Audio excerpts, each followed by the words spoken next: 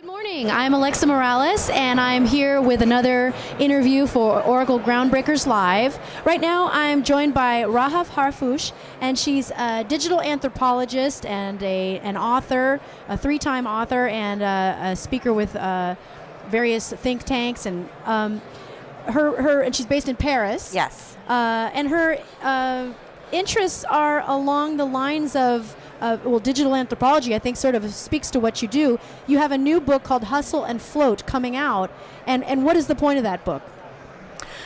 So Hustle and Float takes a look at our work culture and how the technologies that we use and the stories that we tell ourselves about the way that we work is impacting our ability to be creative.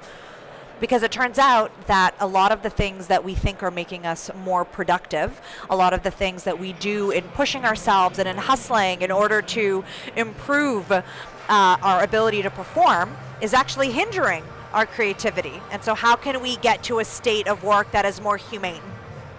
Yeah, and I think you made an excellent point in one of your talks that I watched, where you said our model of productivity, personal productivity, is this model of industrial and military-based productivity, and then we live in this knowledge economy where creativity is the key skill, and so the two are just at odds with each other. They require opposite mental processes. Can you speak to that? Yeah, a lot of actually most of the performance management metrics that we use today in business were created during the Industrial Revolution, were created during a time when people were working on an assembly line or at a factory, and you could say, okay, you've clocked in, you've spent 8 hours, you've made X amount of widgets, we know that you have been productive. And so companies borrowed that methodology, and for a long time when you had standardized tasks, it worked. But all of a sudden, we're in the knowledge economy where now people are coming up with strategies and ideas and services and things that you can't really measure by that time metric. Like if you go to work, do you say to yourself, oh, okay, between the hours of 9 to 5, I'm going to come up with an idea an hour? Am I going to come up with 8 ideas a day? Like, no, that's ridiculous. So it's more about, how can we measure creative performance in a way that actually makes sense? Yeah, and it's interesting. I mean, for technology professionals, it's funny because sometimes we forget how creative their jobs are. And one thing, I was just interviewing somebody earlier this morning about developer productivity, and one thing developers really value is flow. Finding flow, because ironically, even though they're at a command line typing a programming language in, that's actually a creative pursuit. So how do you maximize that flow, or is that not the right question to ask? I mean, I think you raise an excellent point. I think that a lot of people that are working in the technological space with technical skills, I think they're absolutely creative. If you're coming up with solutions and building new products and finding new markets, like that is as creative as you can be. That is just as creative as somebody writing a book or painting a painting, right?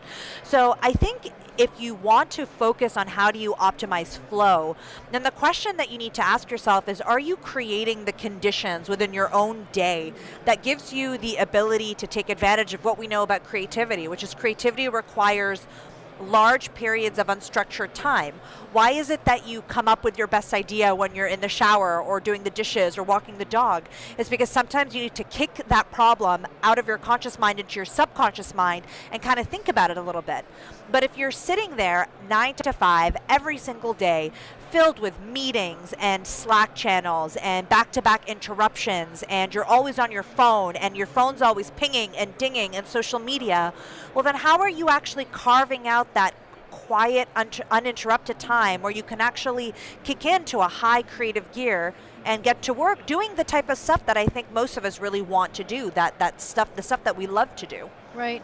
And another point that you were talking about is social media and sort of how it was originally created and how it's evolved. Can you speak to that? Yeah, I mean, shifting gears a little bit, when we talk about the way that our society is engaging with a lot of these digital tools, is that many people forget that when social media first came out, there was this unspoken trust and an authenticity in it, that you were seeing these snapshots of ideas and pictures of real people's lives, real people doing their thing. And that was a way that we used to kind of measure and to look and compare ourselves to. And what's interesting is now as that technology has evolved, now that you have influencer marketing, we live in an age of absolute hyper curation where I know we all have that friend that when you go to grab a coffee with them takes 80 photos of their cappuccino before posting that perfect shot. And I think that speaks to how we are trying to present a certain image of our lives. And when you see other people doing that, especially around work culture, especially around people that always seem to be traveling, you have the picture of the MacBook on a bed in front of a window where you see the mountains. It's very easy to look and say, well, wow, this person is succeeding and I'm failing. When in reality, that's all fabricated. Those are all images that fit into a narrative that we have built around hustling, around working, around being successful. And we have this like weird inconsistency where we want to work hard because work ethic is an enormous thing. But we also want it to be effortless. And we want it to be, oh, hey, I'm just here working on my novel by the beach. When we know that that's just not how real life works for most of us. So it sometimes creates these narratives and these ideals of things and of a reality that doesn't exist and doesn't reflect what most people are going through as they live their lives, as they pursue their careers. Yeah, something that I find really interesting is the addictive nature too of a lot of the tools that we use. There's this, I guess, thin line between usability and addictability, right? As a digital anthropologist, do you look at how people are influenced by that or how the tools themselves are influencing people? Yeah, I mean, I look at all of these questions because remember, usability and a product that's easy to use is a consequence of the ultimate strategy, which is how can we generate revenue? Whether that's revenue by increasing your engagement on the site, whether it's revenue that shapes your behavior by purchasing things, whether it's revenue by selling you a product or a service or a subscription model, the usability, and everyone focuses, oh, this is so easy to use. Well, easy to use is not the point. The point is, what is the underlying goal that this platform has? So social networks want you to spend as much time as possible on their platforms. And this becomes really dangerous because then you start to say, okay, well, how are they doing that? Well, Facebook, for example, they've realized that you will spend and engage more with content that reflects your own worldview back at you. But the consequence is I'm now having my information diet be controlled by an algorithm that doesn't want, the goal of that algorithm isn't to educate me, it isn't to provide me with a diverse worldview, it isn't to expose me to new ideas and new perspectives, it's to make sure I spend more time on that site. So we're also developing a habit where you're not really deep diving anymore. You're just skimming. And I had a friend tell me the other day, when I go on Medium, I don't read anything that's going to take me longer than 5 minutes. Why are we showing the length of how long it's going to take you to read instead of just the idea? All of a sudden we're judging an article. Oh, this is a 3-minute read, a 5-minute read. What message is that sending you? They just started doing that on the Kindle books too. Yes. You said that in the course of writing your new book, which is coming out February 19th. Yes. Hustle and Float, and it's available for pre-order. Yeah. You went through a journey yourself of writing this book. It was your third book, so it wasn't like you were a novice, but you really struggled. Why did you struggle and what did you find in that process? Yeah, so, I mean, sort of real talk was that this book was probably one of the most challenging things that I've ever worked on. It started because after I wrote my last book, I came home and was just feeling really restless around wanting to do the next thing. What was the next thing? And I felt very uneasy with this space of not doing anything. So I started just kind of researching and I talked to my sister who was helping me with the research, just where is this feeling coming from? And then, and it wasn't even going to be a book. It was just, I was just trying to figure out what I wanted to do next.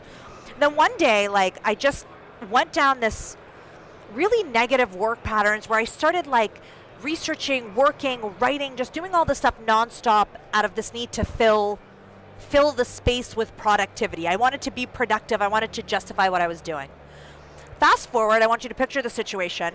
I'm at the hairdresser. I'm sitting there getting my hair cut, and my hairdresser gasps, which is never a thing you want to hear anybody anyway.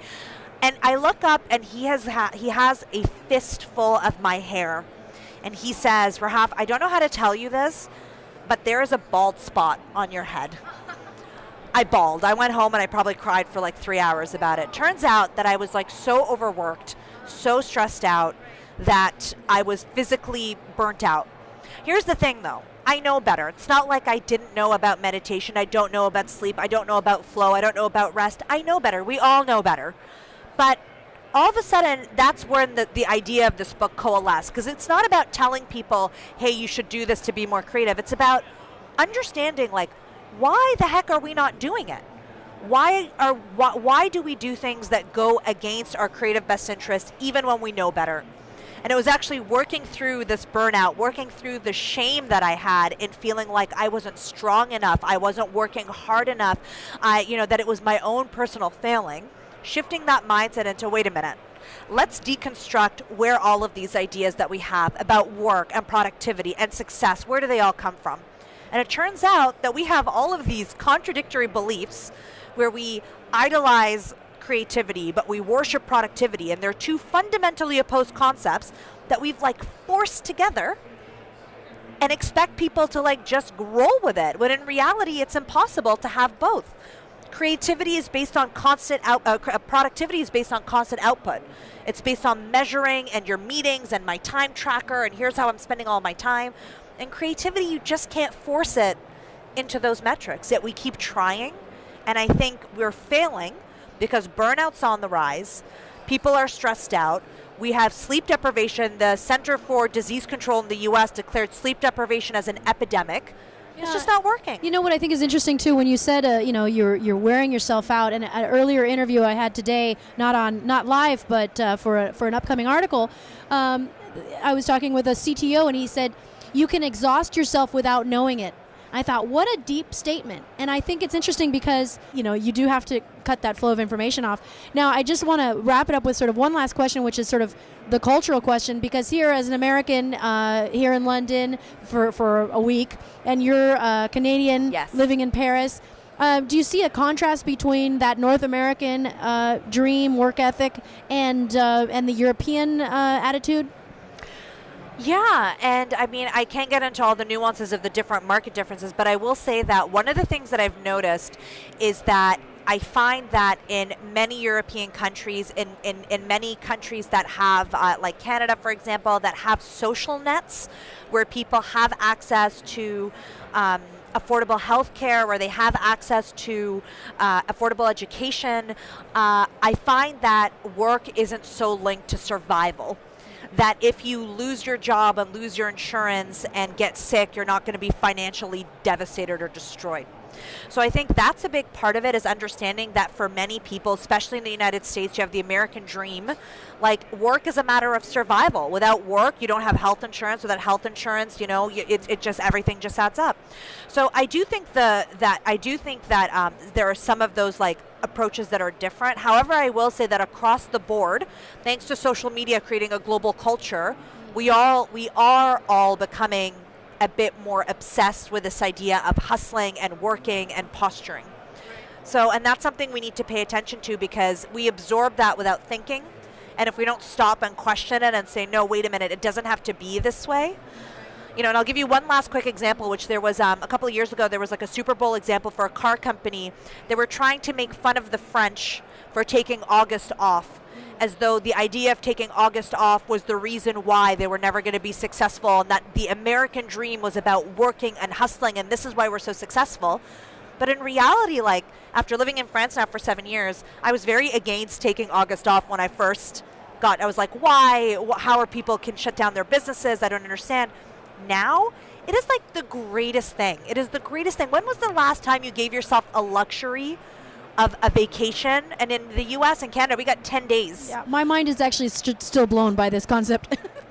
But when you realize, you're like, yeah, that's what we're living for. We're living for summers and enjoying time with our family and resting, not just for long weekends or snippets of time. And that's a luxury. A lot of people do not have the ability or the privilege to do that. And that's why we need to start building better work cultures. Well, and to the final point is, we're looking at a world without work. Yes. Maybe, if AI and ML go in certain directions. And some people portray that as a utopia, but if our identity is wrapped up in work, and we're living in a post-work world, we're going to have to change some of those things. So, Rahaf, thank you so much for joining me. Please look up her upcoming book, Hustle and Float, and you can find her on Twitter as well. Thank you for joining Oracle Groundbreakers. We'll be continuing today with more coverage of our speakers here at Oracle OpenWorld London.